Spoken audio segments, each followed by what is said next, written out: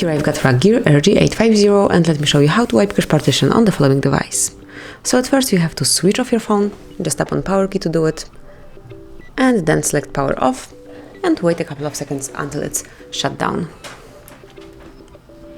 As only it's turned off, click on power key and volume down key and hold both keys all together until you see the RUGGEAR logo.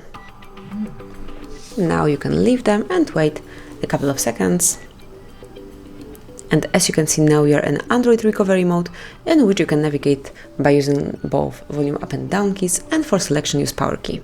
So now you have to go down to wipe cache partition function and tap on power key to perform this operation. Click on yes to confirm.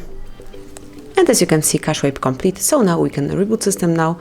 Just click on power key to go back to the normal mode.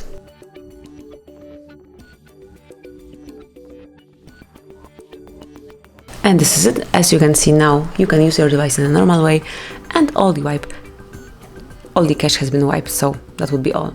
So thank you for watching, please subscribe our channel and leave the thumbs up.